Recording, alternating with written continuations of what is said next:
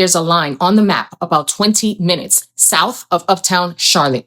And you've probably been told that crossing it cuts your property taxes in half. It doesn't. But something did change 5 weeks ago that made the South Carolina side cheaper than it was on June 30th.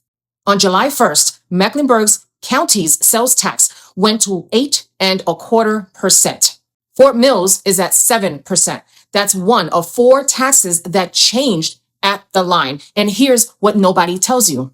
2 of them favor South Carolina and 2 of them favor North Carolina. I'm going through all 4 with the actual published rates. Stay to the end because there's one rule about South Carolina property tax that catches almost every buyer who moves down here off guard. The free guide with all 4 taxes side by side is linked below. Make sure you grab that. Now let's be specific about the geography because South Carolina is too vague to be useful to anyone. Mecklenburg County is Charlotte, North Carolina. South of it, you've got York County, which comprises Fort Mill, Tegakay, and Rock Hill. Southeast of that is Lancaster County, which is Indian Land. Now here's the frame for the whole video. 4 taxes change when you cross that state line. Sales tax, property tax, income tax, and vehicle tax. Most of the advice online covers only one of them. It declares South Carolina the winner and it just stops. That's not what the numbers say. 2 go South Carolina's way, 2 go North Carolina's way. And which ones matter depends entirely on your life. I'll give you the published rate for each side. Let's start with the newest one because it's only 5 weeks old. Charlotte voters approved a 1-cent transit tax in November of 2025. Per the North Carolina Department of Revenue, it took effect July 1st, 2026, and Mecklenburg County went from 7.25% to 8.25%. Now here's where you have to be careful because the South Carolina side is not one number. Per the South Carolina Department of Revenue's own chart, your county, which is Fort Mill, Tegakay, and Rock Hill, is at 7%. But Lancaster County, which is Indian Land, is at 8%. So if you're comparing Charlotte to Fort Mill, the gap is 1.25. If you're comparing Charlotte to Indian Land, the gap is 1/4 point.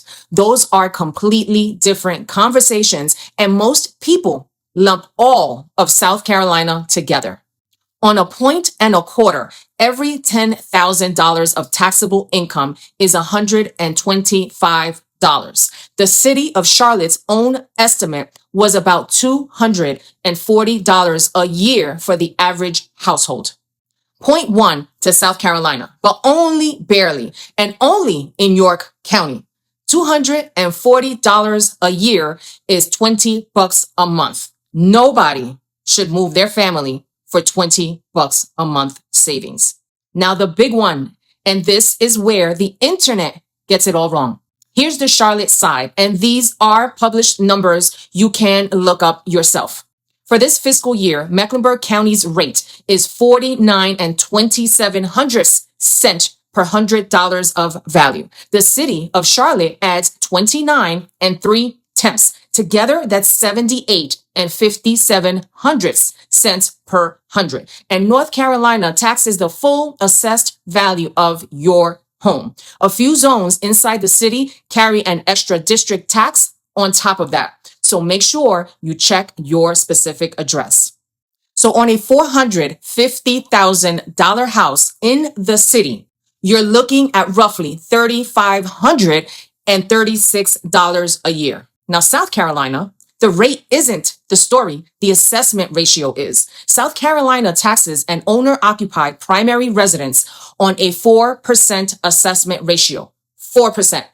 On that same $450,000 house, only $18,000 is assessed value before millage.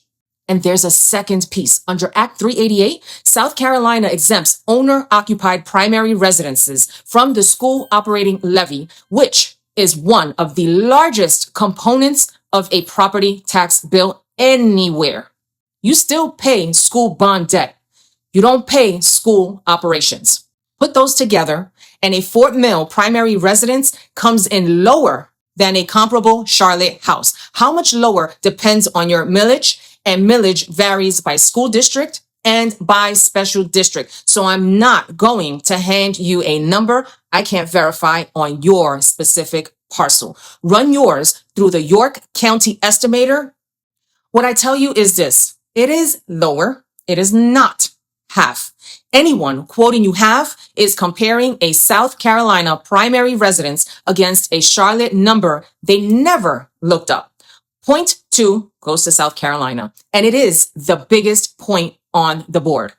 Here's the part I really want you to hear, because this is where people get hurt. Both states revalue property, but they do it on different clocks and with different rules. North Carolina revalues on a 4-year cycle. Mecklenburg's next one is effective January 1st, 2027. And notices go to every homeowner in the county. There's no cap on how much your value can jump, and there's no automatic reassessment when a house sells. So in Charlotte, when you buy, you generally inherit the county's current value until the next cycle. South Carolina is on a 5-year cycle.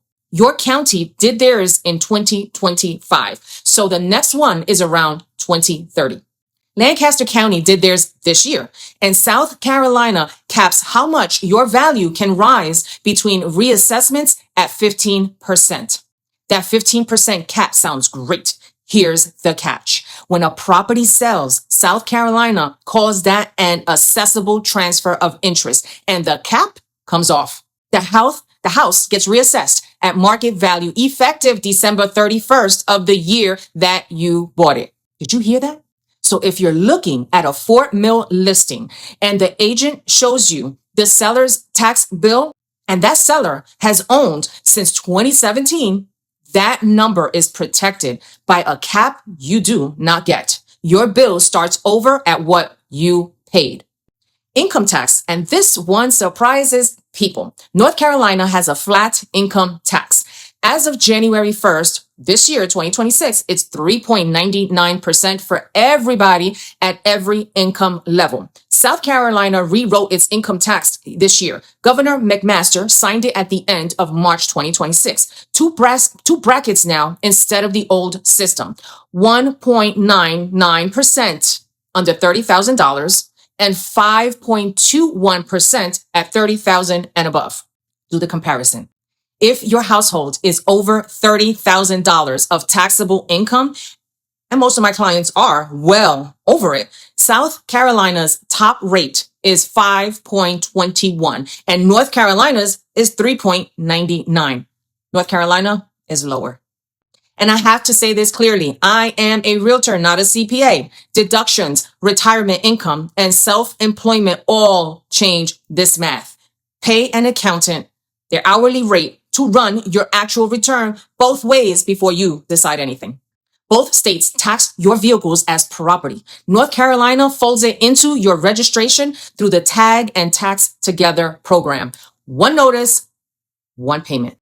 South Carolina assesses personal cars and light trucks as 6% of value, paid to the county every year before you can renew. South Carolina is regularly ranked among the highest vehicle tax states in the country. So if you've got 3 newer cars in your driveway, part of that property tax win you just booked goes right back out the door at the treasurer's office. North Carolina takes this point. Now let's put it on the board. South Carolina wins sales tax by about $20 a month. South Carolina wins property tax, and that's the biggest single number in this whole comparison. North Carolina wins income tax, $3.99 flat against 5.21, and North Carolina wins vehicle tax, sometimes by a lot. And here's something that surprises people because it cuts against the whole premise of moving south.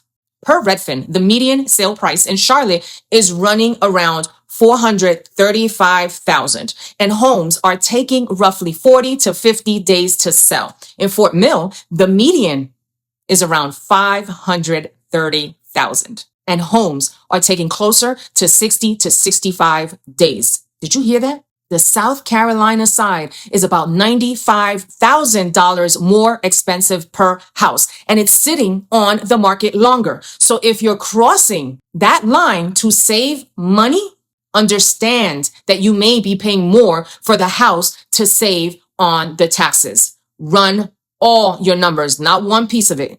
So who should actually cross this line? Cross the line if it's your primary residence. If you're staying 5 years or more, and if your work is south or west of the city. The property tax advantage compounds and it's real. Think hard before you cross if you're buying an investment property, because that 4% ratio is primary residence only and rentals go to 6%. Think hard if you're a high earner, because the income tax difference can eat the property tax win. And think hard if you own several newer vehicles.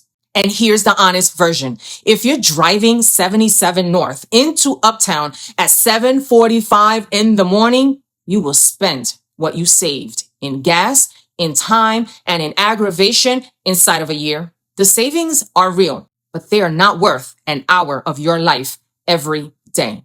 One last thing. If you're looking at new construction, ask every builder what incentives they're offering, because a rate buy down or a closing cost credit in 1 year can be worth more than every tax difference in this video combined.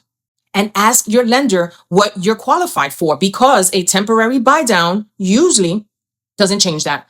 So here's the next step. 2 things before you go. Make sure you download that guide. It's linked below, and it's free, and it has all 4 taxes side by side, plus the 4 mistakes I watch people make.